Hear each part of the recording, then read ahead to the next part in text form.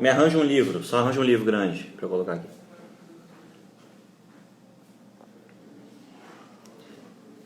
Você quer um café ou uma água para live? Você não vai para live.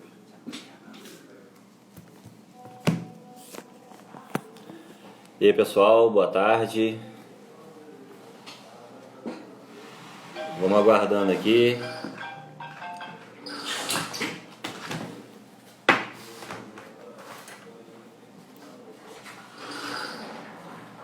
Pessoal, vocês estão me ouvindo? Dr. Gamil já entrou aqui. Vou mandar o convite para ele.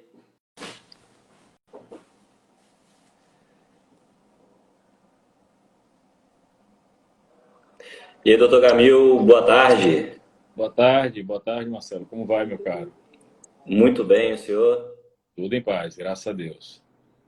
Em nome da ESA, eu quero agradecer grandemente aqui a sua participação. É uma grande honra sempre ter um jurista de renome aqui nas nossas lives. O senhor está me ouvindo legal? Está tranquilo aí? Estou ouvindo sim, meu caro.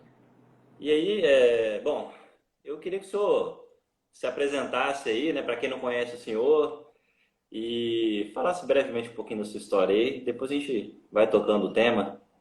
Bom, amigo, antes de qualquer coisa, não precisa me chamar de senhor, não, viu? Somos colegas, Beleza. amigos, viu?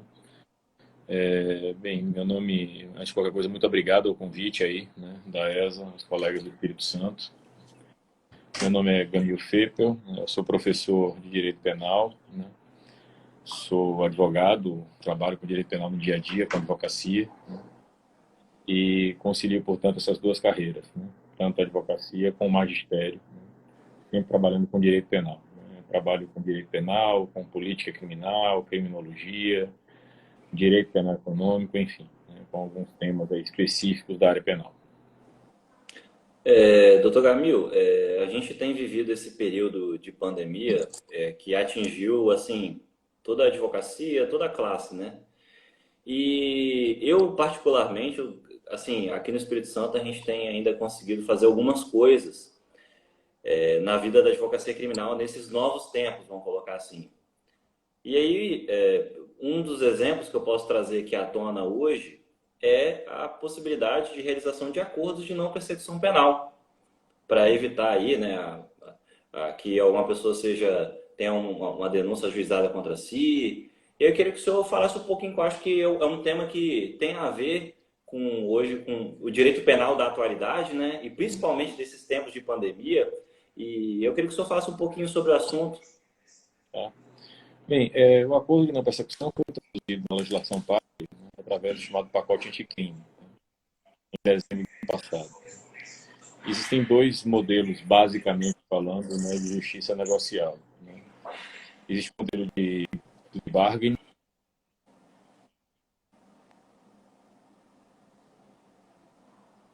confissão dos fatos, que foi a opção que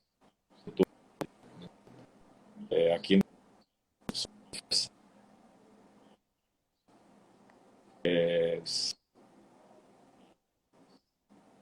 entrar na esfera de disponibilidade do indivíduo. O indivíduo decidiria.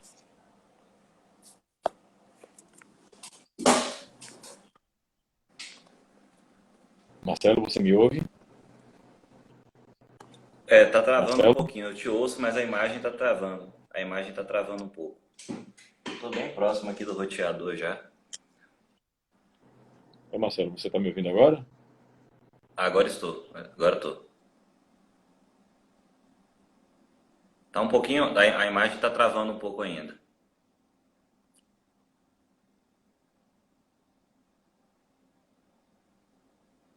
Opa, bom. Gente, vou recomeçar. Aí, ó, ele saiu. O Dr. Gamil está tendo um probleminha com relação à conexão. A minha conexão aparentemente está normal. Vocês estão me ouvindo bem? Só para eu saber se é a minha conexão ou se é a conexão dele. Que às vezes a internet está sendo muito utilizada nesse período de pandemia, né? Os provedores não estão dando conta. Tá me ouvindo também? Tá travando o meu áudio? Tá me ouvindo bem? Obrigado, Rick. Então eu vou guardar o Dr. Gamil, ele entrar de novo aqui. Aí, ó. Beleza. Deve ser porque às vezes, tem muita gente usando a internet nesse período de pandemia e tem sobrecarregado o sistema. A gente tem feito lives aqui que tem dado esse problema. Aí, doutor, show de bola. Os provedores de internet não estão dando conta da internet nessa pandemia, a verdade é essa, né? Espero que seja melhor agora, amigo. Não, tá ótimo. Não, Ó, mas doutor, pode prosseguir. eu falava que o acordo de não persecução, ele pressupõe no Brasil a existência de confissão. Tá? Então teria sido muito melhor, né, se a gente tivesse adotado um modelo de não contendere, né? E haverá alguns problemas, sim, né? É uma ferramenta jurídica relativamente nova, né, assim, dogmaticamente nova, né? Mas haverá alguns problemas possivelmente aí derivados desse acordo de não persecução. A questão da validade da prova em relação ao corréu, né? Ah, e eu sempre falo, Marcelo, que eu prefiro argumentar com as coisas com base em normalidade e não em anomalia, né? Eu não quero pressupor que haverá graciosamente ofertas de acordo de não persecução para evitar simplesmente que o processo se desenvolva. Entendeu? Mas eu também não enxergo no acordo de não persecução a solução de todos os problemas, como algumas pessoas pensam, não. É uma ferramenta de natureza processual que talvez desafogue um pouco o judiciário, coloca ainda mais poder na mão do Ministério Público, né? Ainda mais poder na mão do Ministério Público, né? Dá iniciativa ao Ministério Público, né? Na verdade, Sem esse é o dúvida, problema. sem dúvida, né? Tira um pouco de poder do juiz de controle, né? Do juiz de garantia, né? Juiz de garantia, eu falo lato sensu, não estou falando do juiz de garantias do pacote anticrime, não. Mas, só pesando prós e contras, eu não vejo grandes problemas na corrida na persecução, não, muito embora, né, a gente precise depurar aí uma série de ferramentas. Né. Mandar um abraço aqui para algumas pessoas que estão nos assistindo, o doutor Fica à Washington de vontade. Abreu, o doutor Daniel Ribeiro, né, o doutor João Paulo Piropo de Abreu, né, grandes colegas aí, né, que estão nos assistindo agora. Doutor, e na verdade, falando ainda aqui do acordo de não persecução penal, eu até troquei essa ideia com o doutor Alexandre Moraes da Rosa, que o senhor até chegou a comentar agora, que eu acho relevante a gente trazer um pouquinho mais sobre esse assunto, que é essa questão da confissão, dessa confissão necessária, né, que precede aí para poder haver a realização desse acordo, justamente porque alguns membros do Ministério Público possivelmente, eu já até vi gente defendendo que pode ser utilizada essa confissão na esfera judicial. E eu queria que o senhor explicasse a diferença, na verdade, né, dessa confissão no acordo de não persecução penal para aquela confissão judicial, né, sob o manto do contraditório, da ampla defesa, só para as pessoas entenderem, né, se atentarem para que o seu cliente não possa ser eventualmente prejudicado posteriormente. Esse talvez seja o ponto nodal do problema, né? A par da questão da repartição de poderes, né? Além da questão da repartição de poderes, porque o Ministério Público realmente fica com mais poder, né? Mas essa questão da confissão, sobretudo relacionada a terceiros, né? É o ponto fulcral do problema. Obviamente que isso pressupõe, né, uma assessoria técnica, assistência técnica, né?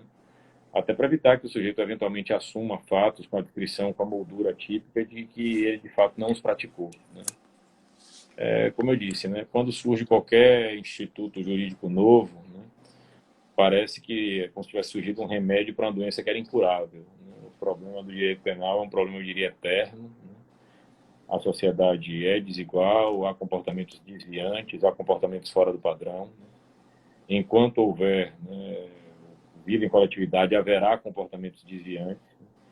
E não vai ser o acordo de não persecução que vai resolver isso, né, que vai resolver todos os problemas do judiciário da noite para o dia. Na verdade, esse acordo ele até tem um viés assim, no intuito de evitar o grande número de demandas, né, que hoje tramitam no judiciário. Eu penso que assim há um clamor aí por parte até do próprio judiciário com relação ao acordo. Eu não me recordo com certeza, mas na decisão do ministro Fux, que suspendeu o juiz das garantias e uma série de outros dispositivos da lei anticrime, ele trouxe, solicitaram, se não me engano, na petição também, a suspensão do acordo de não persecução penal, falando que o Estado não tinha condições enfim, de implementar aquele instituto, né? O que não foi acatado, né? Acho que foi a única coisa que não foi acatada naquela liminar, e não haveria nem porquê, né? Até porque eu acho que é justamente o contrário, né? A contramão, né? O direito negocial para poder tirar, né, diminuir o aumento de demandas no judiciário, né, e até o trabalho do Ministério Público. E também acho que o senhor podia falar só um pouco mais também, doutor, sobre essa questão de não haver a expressa participação da defesa no tocante à iniciativa do acordo. Uhum. Ao meu ver, eu vou usar aqui a expressão do professor Celso Delmanto, né? O acordo de não persecução é mais um dos direitos subjetivos do réu. O que é que isso quer dizer? Né? Propor ou não propor o acordo de não persecução não é uma mera liberalidade, né? Não é um ato de condescendência. Eu procuro fugir dos rótulos, dos estigmas. Né? Hoje as pessoas gostam de etiquetar as outras. Então, fulano é garantista, não sei quem é eficientista. Né? Eu sou de um tempo, Marcelo, que dizer que as pessoas eram legalistas soava como uma ofensa de natureza pessoal, quase. Né? Hoje, dizer que alguém cumpre a lei talvez seja uma grande virtude, né? Porque o princípio da legalidade virou uma vírgula. Nosso tema aqui de hoje é falar sobre futuro do direito penal.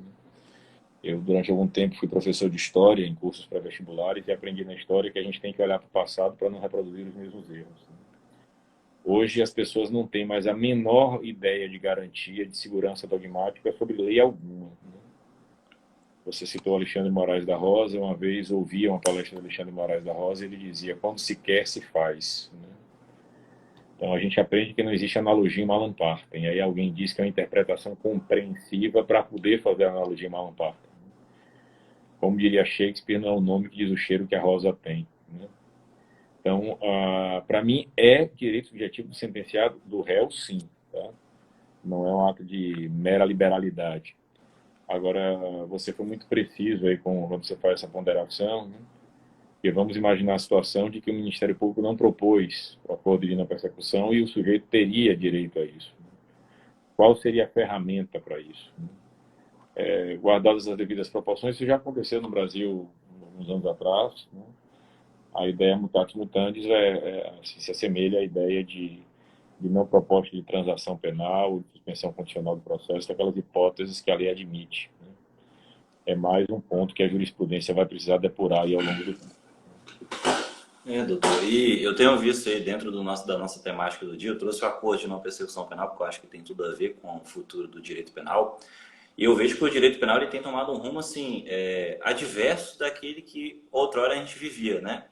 Quando eu comecei a estagiar em 2011, tinha todo um viés garantista, o juiz para decretar uma prisão, ele relutava um pouco, verificava a questão de antecedentes, enfim. E aí eu tenho visto assim, algumas decisões por parte, principalmente dos tribunais superiores, como a limitação de acesso do habeas corpus, enquanto no julgo mérito do habeas corpus você não consegue subir o habeas corpus para o STJ, o seu habeas corpus não é conhecido. E eu tenho visto também agora, esses dias, eu acabei de fazer umas contrarrazões de um recurso do Ministério Público que ele entrou com reze contra a prisão domiciliar que foi concedida do meu cliente. Então, eu tenho visto assim, que o direito penal tem tomado um caminho assim, na contramão do que a Constituição prega. Eu queria que o senhor falasse um pouquinho mais sobre isso aí. Bem, aqui tem muita coisa para gente falar. Né? O tema daria 2 dias de live. Eu diria, né, que eu trabalho com direito penal desde 2002, né, me formei em 2001, comecei a trabalhar em 2002, então são 18 anos. Né? Eu diria, meu caro, que pela experiência que tenho, eu não posso dizer que nós tenhamos tido um período em que de fato fôssemos garantistas. Né? Eu acho que existe uma tendência sempre maior, né, a posturas conservadoras, né, a movimento lei e ordem. A gente tem aqui e acolá um arroubo, né, garantista. É bom que se diga que garantismo não é favor ao réu.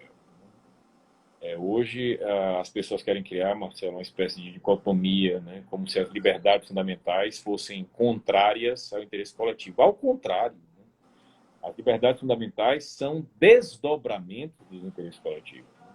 Há um interesse coletivo no sentido de que as nossas casas sejam invioláveis. Há um interesse coletivo no sentido de que a nossa correspondência seja inviolável. Há um interesse coletivo no sentido de garantir a liberdade ambulatória, salvo, perdoem, da prisão em flagrante ou por ordem escrita e fundamentada da autoridade competente. Então, eu não vi, né, nenhum período, né, em que nós pudéssemos dizer que nós estivéssemos sendo efetivamente garantistas. vejo, né, cito aqui o professor Paulo Busato, quando ele fala que a política criminal funciona como um movimento pendular, né, de avanços e retrocessos. Dizer que eu não tenho identificado um período de grande garantismo também não quer dizer que eu divirja de que, de fato, nós estamos experimentando um retrocesso manifesto. O professor Renato Jorge Melo Silveira, professor titular da USP, cita um determinado autor em um de seus escritos, quando ele diz que uma das funções do direito penal é garantir confiança, segurança, certeza jurídica. A função da dogmática é de garantir previsibilidade sobre as normas. Hoje ninguém consegue mais prever coisa alguma.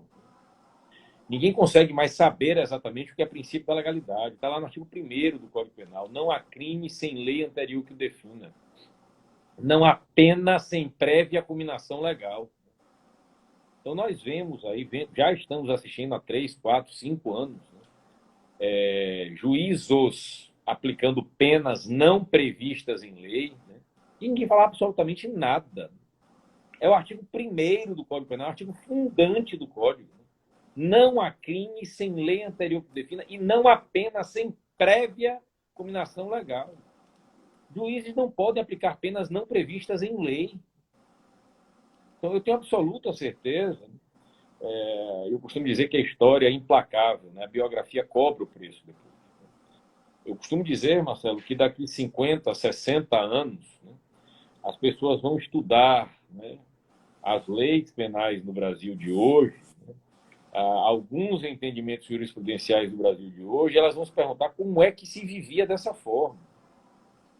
Juiz aplicando pena não prevista em lei, né? Juiz decretando prisão temporária de ofício. Prorrogando. A prisão, cumprimento de pena sem processo. Não estou falando aqui de prisão preventiva.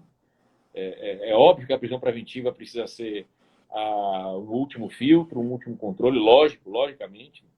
O que não quer dizer que a prisão preventiva em si própria, em rei, precisa ser inconstitucional. Mas cumprimento de pena antes de processo. E criou-se uma espécie de licença poética, né, de dizer que é o novo direito penal. É o novo direito penal. Eu confesso que numa audiência, coisa de 2 anos atrás, quando alguém falou o novo direito penal, eu perguntei, vem cá, esses livros vendem onde? Porque nós estamos diante de uma disparidade de armas evidente. Vocês têm livros aí que eu não tenho. E nos livros que eu continuo lendo, continua havendo o princípio da legalidade, continua havendo o princípio da taxatividade, continua havendo o princípio da anterioridade. Só que hoje o furor punitivista, o ideal punitivista é tão grande que as pessoas não mais ficam rubras, né, de violar a legalidade, de violar princípios básicos do direito penal. Princípios básicos. Fixar prazo em hora. Parece tarefa de gincana. Né? Manda um e-mail para o advogado, manifeste-se em 1 hora, só volta a dizer valendo. E ninguém, assim, as pessoas não se incomodam com isso, né? As vozes que deveriam se erguer emudecem. Então, escrevi coisa de 15 dias, eu convido até os colegas do Espírito Santo para lerem, fazerem sugestões, né? Escrevi um artigo sobre uma manifestação que foi feita no julgamento aqui do Superior Tribunal de Justiça, né? Estavam deliberando, meu caro Marcelo, a respeito do recebimento de uma denúncia. Era só isso. A decisão era se a denúncia ia ser recebida ou ia ser rejeitada. Só isso. E Sua Excelência, a subprocuradora que teve assento na sessão, disse, olha, a prova que já foi produzida já autorizaria uma condenação antecipada. Então, eu fico me perguntando, processo penal para quê? E um artigo, uns anos atrás, quando professores de processo penal tiveram a coragem de escrever um artigo, o título era O Problema é o Processo. Como é que se enxerga no processo um problema? O processo tem respaldo constitucional. Cumprir o devido processo legal, administrativo e adjetivo, não é um favor, uma licença que se faz, não. É determinação da Constituição. Mas hoje, infelizmente, né, quando os fatos são graves, né, cria-se uma espécie de direito penal de exceção, como diria o Sérgio Motto, né, um processo penal de exceção. Né, e a ideia é, né, existe uma situação grave e extraordinária que aparentemente justifica a quebra de garantias. O problema, como diria Motto, né, é que a situação extraordinária, excepcional, passa, mas a quebra das garantias se incorpora. E é sempre estamos diante de um eterno devir de quebra de garantias. Então, já que um exemplo evidente de violação à legalidade estrita, né? As pessoas podem ser a favor da presunção de inocência, podem ser contra a presunção de inocência, mas a leitura da presunção de inocência não oferece a menor dúvida. O dispositivo diz: ninguém será considerado culpado até o trânsito em julgado da sentença condenatória. As pessoas podem dizer, eu sempre digo isso, Marcelo, a pessoa é livre para dizer, olha, assim, o princípio está escrito errado, né? Não era para estar escrito dessa forma. Mas está escrito, e se está escrito tem que ser respeitado. E pesa dizer, também escrevi sobre isso, numa outra artigo que eu publiquei no Conjuro, pesa dizer que Sua Excelência, o antigo Procurador-Geral da República, ao se despedir do Supremo Tribunal Federal, depois do HC 126.292, tenha dito o seguinte: o Supremo avançou muito nos últimos anos, quando, né, passou a não ter mais uma interpretação rasteira, assim, ele usa a expressão literalidade pedestre do princípio da presunção de inocência. Ora, eu digo, Marcelo, uma das coisas mais importantes para qualquer sujeito processual, né, é coerência dogmática. É muito difícil você ser coerente do ponto de vista dogmático. O mesmo Ministério Público convocou a população brasileira para assinar as 10 medidas contra a corrupção. E dentre as tais 10 medidas estava a permissão de cumprimento de pena com julgamento em segunda instância. Ora, vamos pensar aqui juntos. Se o Ministério Público chama a sociedade civil e diz: olha, eu preciso que vocês assinem aqui um documento para permitir que se prenda a partir do julgamento em segunda instância. Quem é que está reconhecendo que não pode prender em segunda instância? Se pudesse prender, não precisava alterar a lei. Exatamente. Sua Excelência, o Procurador-Geral, né, a pessoa que está no topo, né, da carreira institucional, diz: o Supremo avançou muito porque abandonou a literalidade pedestre do princípio da presunção de inocência. Então, e aí você demora 4 anos para poder reestabelecer, desculpem, uma obviedade. Então, para quem admite que a presunção de inocência não é cláusula pétrea, para mim ela não pode ser objeto nem de deliberação. Não adianta querer alterar o CPP para poder permitir isso, não adianta querer alterar a LEP. Eu fiz parte da Comissão de Reforma da Lei de Execuções Penais, fiz parte de 2 comissões de reforma, do Código Penal e da Lei de Execuções Penais. Eu me lembro que na audiência pública para poder discutir a Lei de Execuções Penais, houve uma sugestão que veio da assessoria legislativa do MPF para alterar o artigo 1º, que passaria a dizer o seguinte: o artigo 1º da Lei de Execuções Penais passaria a dizer o seguinte: a execução da pena começará com o trânsito em julgado para acusação. Então, peraí, vai começar assim? Porque se vai começar com o trânsito em julgado para acusação, pode começar no 1º grau. Né? Teve sentença, o Ministério Público não recorreu, começaria a cumprir pena. Então, a gente imaginar que em 2020 nós ainda precisemos discutir quais são os alcances e efeitos do que se tem como estado de inocência. Então, não tem como, não é possível. Eu sempre digo isso nas minhas aulas, sobretudo nas minhas aulas de graduação. O princípio da presunção de inocência, meus caros colegas do Espírito Santo, como todos nós sabemos, ele não foi incorporado à Constituição como um brinde de uma figurinha de chiclete, alguém raspou e veio lá assim, presunção de inocência. Muita luta foi travada para que a presunção de inocência passasse a ter estado constitucional. Muito sangue foi derramado, muitos erros foram cometidos. E passar a tratar disso como se fosse uma mera literalidade pedestre, rasteira. Princípios têm carga normativa, princípios são norma. E como norma tem que ser respeitado, sobretudo um princípio constitucional. Mas e aí é importante que haja espaços como esse da ESA do Espírito Santo, que os colegas deem voz a isso.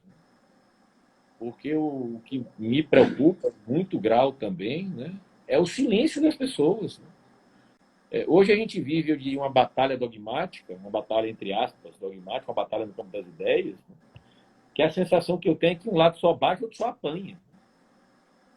As pessoas estão falando sozinhas de um determinado lado, né, e não se faz mais um contraponto. Né? Isso me angustia. Na verdade, o debate ele é salutar, né? Então, viver e apreciar a divergência, mas colocar a divergência sobre o contraponto para a gente poder debater. Como disse o Barroso até uma vez, quando ele era advogado ainda, né?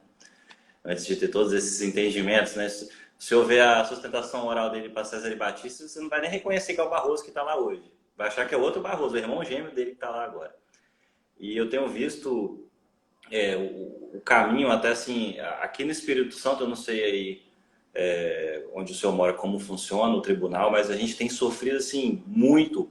Eu, como diretor da ESA Norte, eu faço questão de trazer advogados aqui nas nossas lives, como o senhor, de renome, porque assim, igual você, traz um promotor, eu falei, cara, é garantista? Como é que é o perfil desse cara? Ah, não, eu não vou trazer esse cara, não vai trazer. A gente precisa, na verdade, se unir, né? Unir a ordem, eu falo da advocacia em si, né? Advocacia criminal, para que a gente possa começar a romper essa barreira que hoje existe, né?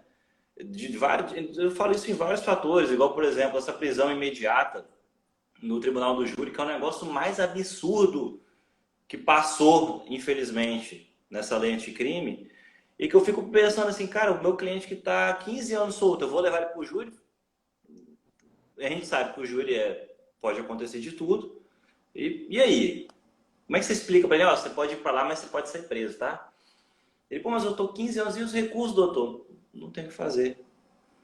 E aí a gente esbarra, né, nesse contraponto aí, dessa justiça punitivista e desses justiceiros sociais, né, que os juízes estão se tornando hoje, que eu acho que é um grande problema. Acho que o Moro começou com a figura do Moro participando de entrega de prêmio na Forbes, um negócio assim completamente absurdo, que assim, enquanto ele estava sendo aclamado, eu estava só pensando aqui, cara, olha o ponto que isso está chegando, e chegou, né, no ponto que chegou hoje, né?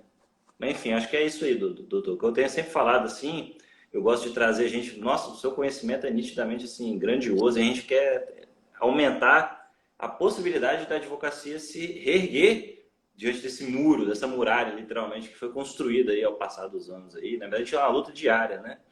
É matar um leão por dia, literalmente, ser advogado criminalista. Eu brinco dizendo, e obviamente aqui pedindo qualquer licença pelo trocadilho, eu não quero ofender ninguém relacionado à proteção aos animais, mas eu brinco dizer que advogar é matar quantos leões apareçam no dia, né? A gente tem que matar tantos quantos apareçam. O Sobral Pinto dizia que a advocacia não é profissão para covardes. Né? O Barbosa dizia que em momentos de tranquilidade, né, o advogado vale muito pouco. Né?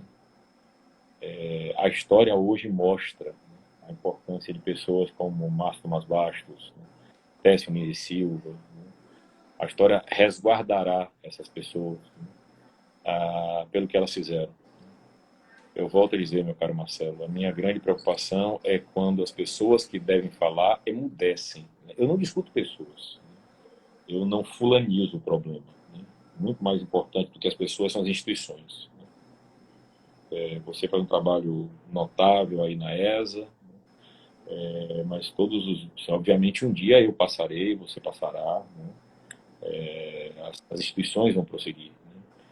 Né? Eu me preocupo muito, como eu comecei a live dizendo, eu sou advogado e professor. Né? Eu convivo com os dois mundos. Né? Eu convivo com o aluno do primeiro período, né, que entrou agora na faculdade. Eu convivo com o aluno que está se formando, né, que está fazendo direito penal econômico. Né? Convivo com o advogado, com o recém-formado que está fazendo concurso para o AB, exame para o AB. Né? Convivo com alunos que estão se preparando para concursos públicos. Né? E o que me preocupa mais, né, é qual a mentalidade, né, que a gente quer criar na cabeça, né, dessas pessoas. Né? Há uns 3 ou 4 anos eu fui para mim, fui uma turma na Universidade Federal da Bahia, onde eu sou professor, e eu dizia para os meus alunos o seguinte: bom juiz não é o juiz que prende ou que solta. Bom juiz não é o que absolve ou condena. Bom juiz é aquele que prende com a mesmíssima tranquilidade que solta. É aquele que absolve com a mesmíssima tranquilidade que condena. Porque bom juiz é aquele que cumpre as leis e os princípios. Vamos acabar com esse negócio desse maniqueísmo, como se fosse uma dualidade de time de futebol. Garantistas versus eficientistas. Não. Por vezes, você enxerga determinadas loucuras também, Marcelo. sendo feitas a título de garantismo, que garantismo não são. Eu já vi sentença de absolvição por crime de estupro baseada no princípio da insignificância. Eu não estou falando da insignificância para desclassificar de estupro para outro crime. O fato da vida foi... Isso foi noticiado no boletim de IBC Crime. O fato da vida foi... Uma mulher foi obrigada a ter cópula vagina e o sujeito bateu nela com uma pá de pedreiro para isso. Não é porque tem insignificância nessa circunstância? Ah, porque a moça, quando foi ouvida, disse que já teria relação sexual, que ele só não precisaria ter batido com ela com uma pá de pedreiro. Então não é insignificância de estupro. É uma cópula vagínica que foi consentida, então o estupro se torna atípico, e houve lesão corporal que pode ter sido insignificante. Agora, vamos acabar com esse negócio desse maniquim. Não, assim, eu vesti aqui a roupa do garantista, então eu tenho que absolver o réu a qualquer custo. Não, eu vesti a roupa aqui da deficientista e condenar o réu. Não. Nós temos que ter serenidade, probidade científica, respeito às regras do jogo. Eu não posso mudar as regras porque as regras me são favoráveis. Eu não posso mudar as regras porque eu tenho uma noção de processo em si mesmada, porque eu acho que o processo bom é o processo que eu dito com as minhas regras. Que no dia que isso acontecer, a regra que vai passar a existir é que não vai mais haver regra. Eu acho muitíssimo interessante, Marcelo, muitíssimo interessante. Né? Por exemplo, eu estou falando de processos que eu não tenho nada a ver, não estou falando aqui de nenhum processo meu. Né? Faz coisa de uns 15, 20 dias, né? O Ministério Público Federal denunciou, me parece, um subprocurador-geral da República ou um procurador regional, não sei quem, né? Mas foi noticiado no site, né? Preservando a intimidade, sem dizer o nome, etc, etc. Isso não está errado, não. Preservar a intimidade do denunciado não está errado, não. Agora, eu só não sei por que não preservam as intimidades dos outros denunciados. Então, existem dois tipos de processo penal. Né?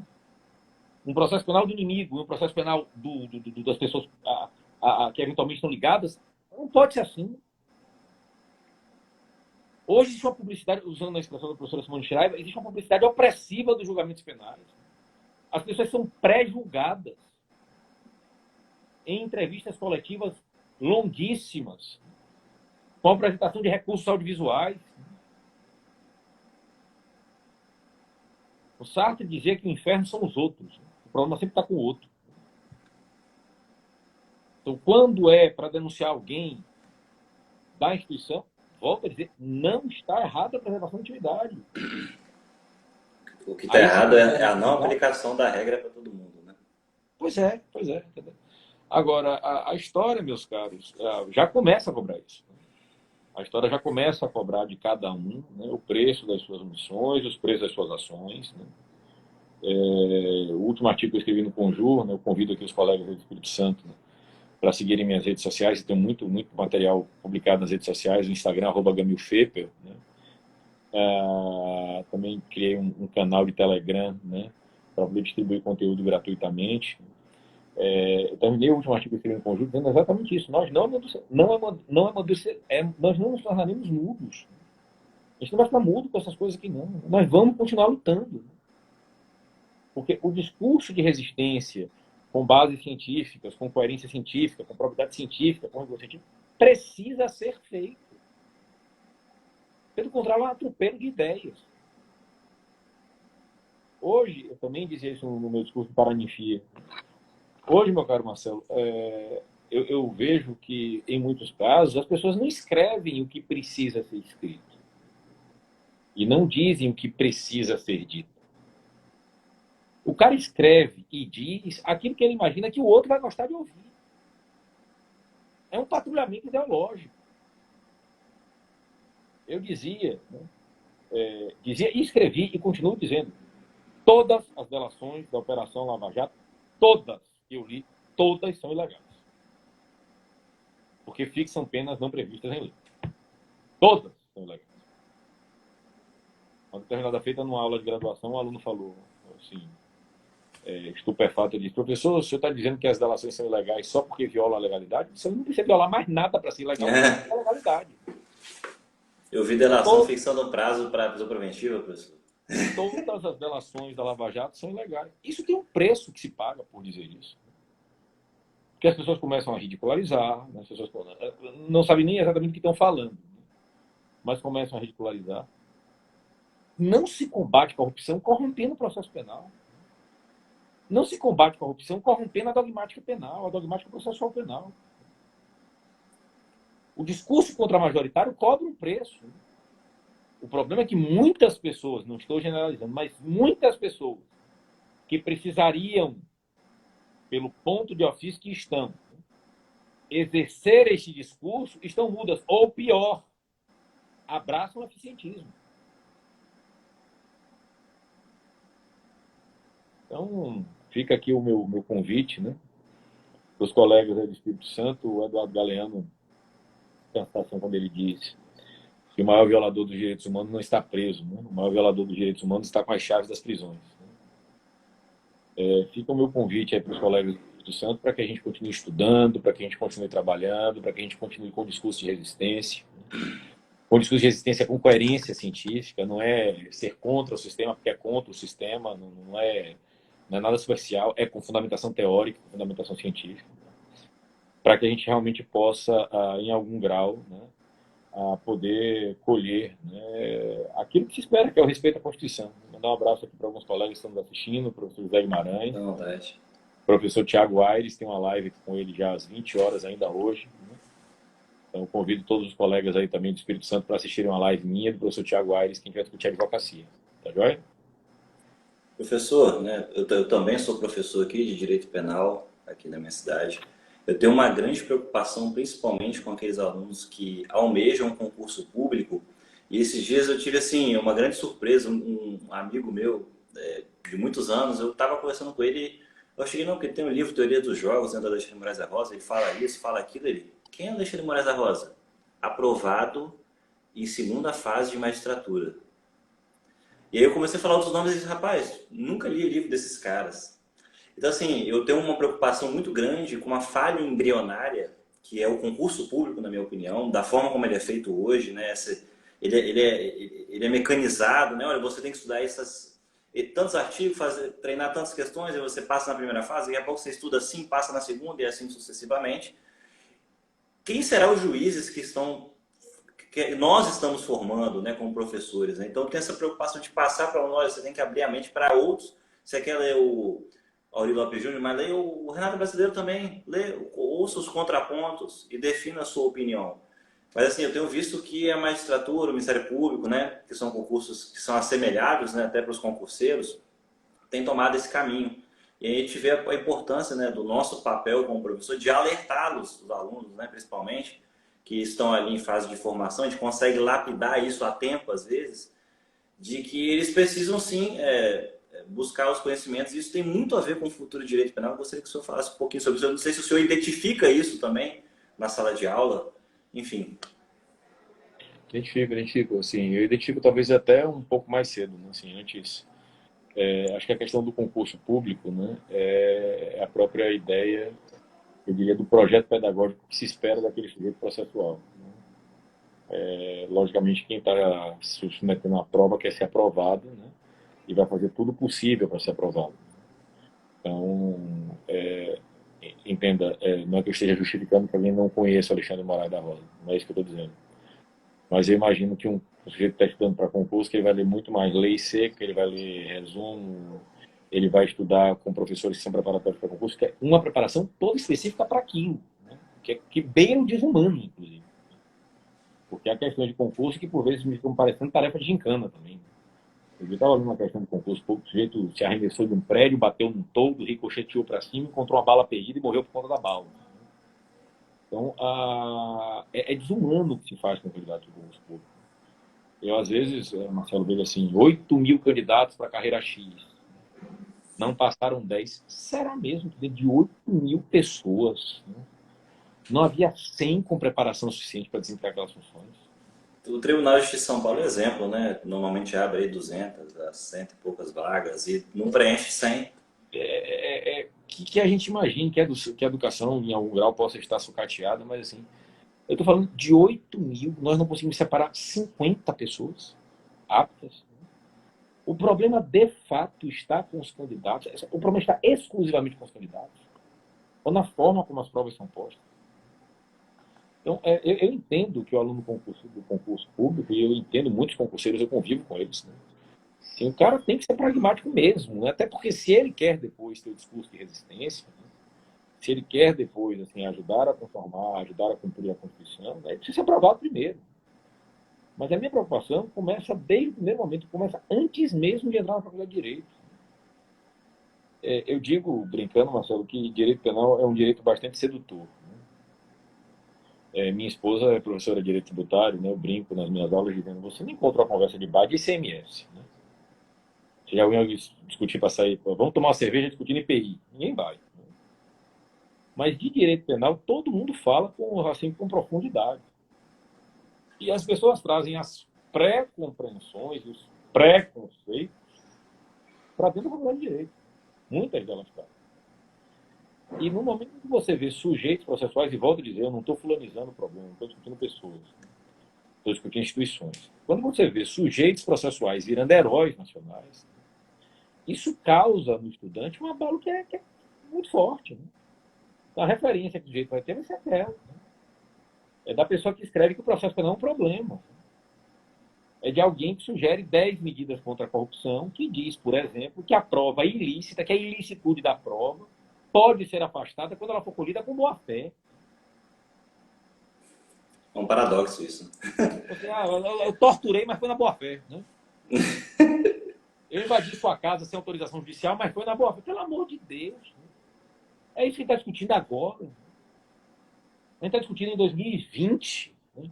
Flagrante preparado com o nome de teste de integridade. Estamos discutindo em 2020 inversão do ônus da prova no enriquecimento ilícito. Eu, às vezes, meu caro Marcelo, você está falando do aluno que está se preparando para o concurso, né? Eu, às vezes, leio manifestações processuais, e não vou aqui especificar, volto a dizer, não estou discutindo as pessoas. Né? Mas eu vejo, às vezes, leio manifestações processuais, ouço manifestações processuais, que deixaria um ambiente acadêmico universitário, deixaria uma pessoa envergonhada no ambiente acadêmico. E as pessoas não têm mais limite para poder dizer nada. Outro dia eu ouvi no julgamento, no Supremo Tribunal Federal, com todo respeito, representante do Ministério Público dizendo, né, não, porque a defesa invocou 8 preliminares processos. Era uma decisão, mais uma vez, de recebimento da denúncia. E Sua Excelência, a Subprocuradora-Geral, que teve assento na sessão, disse: a defesa invocou 8 preliminares processuais e eu sou de um tempo que quem discute o processo é porque não tem razão no mérito. Ora, o que se estava discutindo era o recebimento de uma denúncia.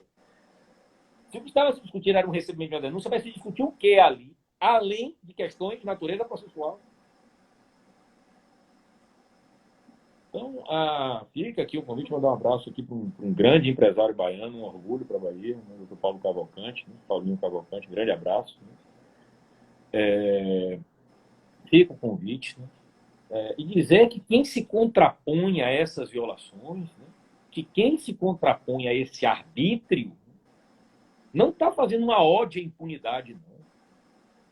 Então, não me defino, não me rotulo como abolicionista, né? Ainda não sou abolicionista.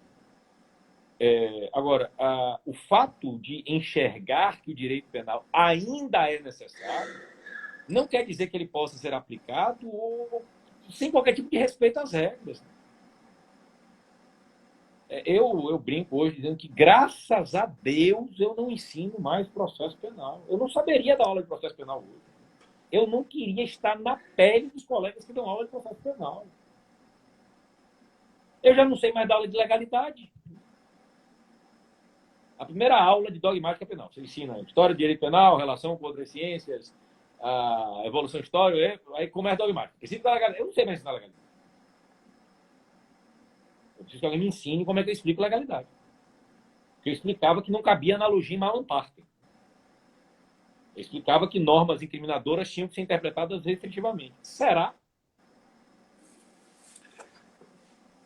Realmente, temos vivido tempos, né? Eu citei até o caso do recurso em sentido estrito, né? E eu vi assim, falei, poxa, interpretação extensiva, mas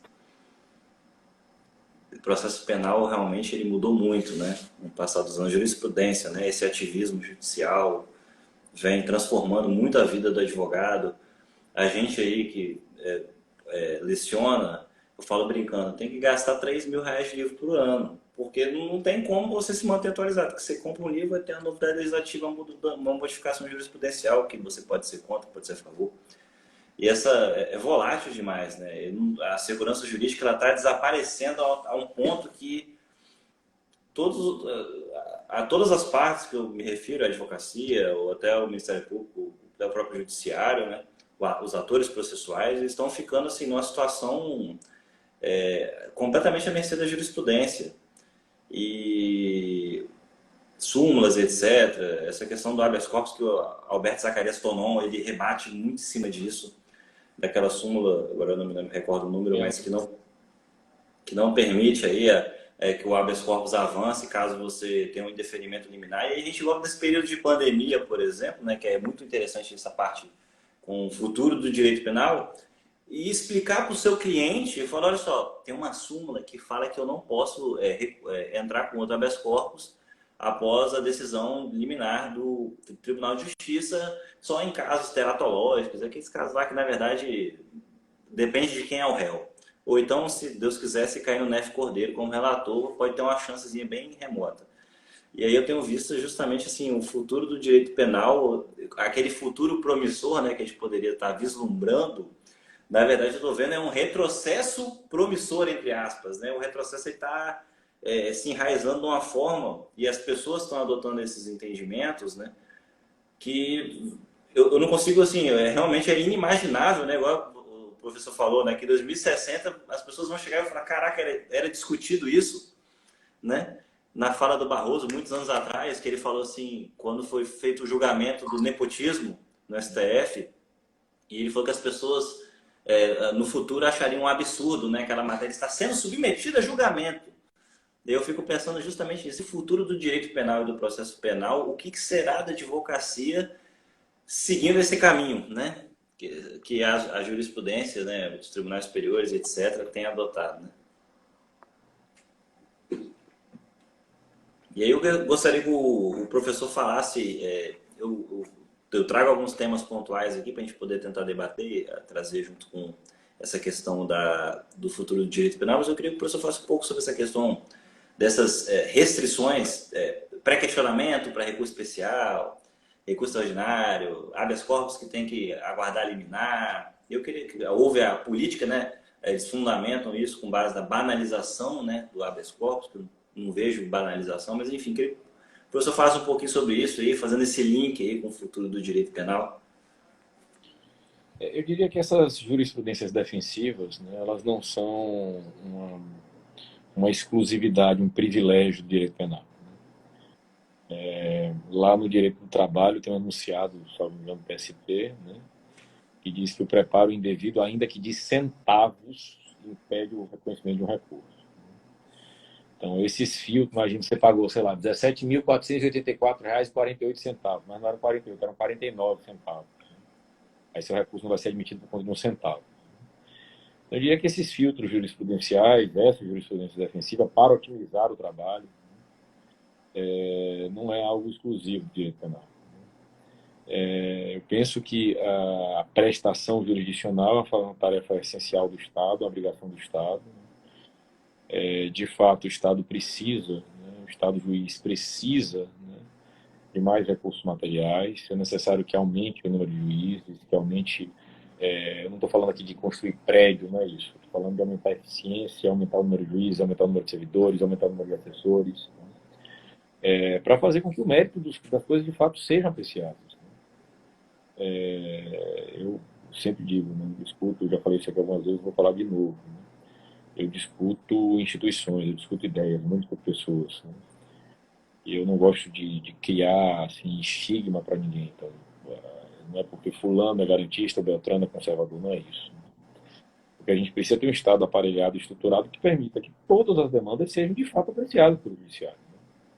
Né? Que não haja uma proliferação de processos, que eles sejam julgados em massa, né, em coletividade. Né? Quanto à questão que você falou aí do HC do Covid, né, Eu falava disso numa live com o Kaká, e uma coisa de 2, 3 semanas. Eu brincava dizendo, se a lei de execuções penais fosse cumprida, ninguém vai discutir habeas corpus de Covid, não. Você pega lá o artigo 88 da lei de execuções penais, né? Sempre quando eu pego um aluno muito assim, reacionário, muito conservador, e a lei tem que ser assim, assado, enfim, eu digo, amigo, dá uma lidinha no artigo 88 da lei, que é a lei federal. O artigo 88 da lei diz que a cela na execução da pena é individual, dotada de ventilação, aeração, salubridade, aparelho sanitário e 6 metros quadrados. Se a LEP estivesse sendo cumprida, ninguém estava discutindo a HC de Covid, não. Agora, o que eu acho interessante é que uma demanda sobre o sistema penitenciário é levada até a Corte Suprema do Brasil. Né? O Supremo declara que existe um estado de coisa inconstitucional. Né? Acolhe a ação para determinar a realização de audiência de custódia e para determinar que não haja mais contingenciamento de verba do sistema penitenciário. Né? E outros tantos problemas continuam existindo, e é porque existe um estado de coisa inconstitucional. Né? Então, precisou, imagine, a gente precisou de um anunciado de forma vinculante, né? Para não permitir que o sujeito condenado a regime semiaberto, tudo em regime fechado, fosse uma vinculante. Né? A gente ainda discute isso da população carcerária. Está na lei de execuções penais, artigo 88. A cela é individual. Eu não estou falando de prisão especial para portador de diploma de nível superior. Não, cumprimento de pena para todas as pessoas no Brasil deveria ser feito com cela individual. O Eugênio Raul está falando, eu sempre digo, Marcelo, que a genialidade humana está em notar coisas óbvias. Né? O que separa um gênio da pessoa comum é que o gênio se apercebe de qualquer pessoa poderia ter se apercebido antes, mas não se apercebeu. O Eugênio Raul Zaffaroni diz, ele com uma expressão chamada sistemas penais subterrâneos. Todos nós sabemos daquilo que acontece dentro do sistema prisional, a gente faz de conta que não existe. Né? Alguém aqui conhece um presídio no Brasil que a cela seja individual? Com 6 metros quadrados, ventilação, aeração, salubridade, aparelho sanitário? Alguém conhece? Exceção feita aos de regime disciplinar diferenciado? E aí, o que eu acho muito interessante, né? É você precisar discutir isso, né, em sede de um habeas corpus, dizer, em última análise, assim, olha, o sujeito está condenado a pena de liberdade, mas ele não está condenado à morte. Né? Ele não foi condenado a morrer, não.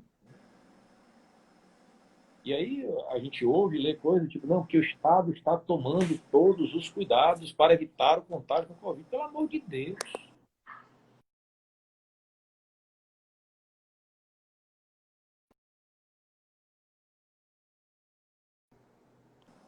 Então, meu caro, essas eram as minhas considerações. Mandar um abraço aqui para o Gustavo Farias, um outro grande colega aqui da Bahia. Aqui no...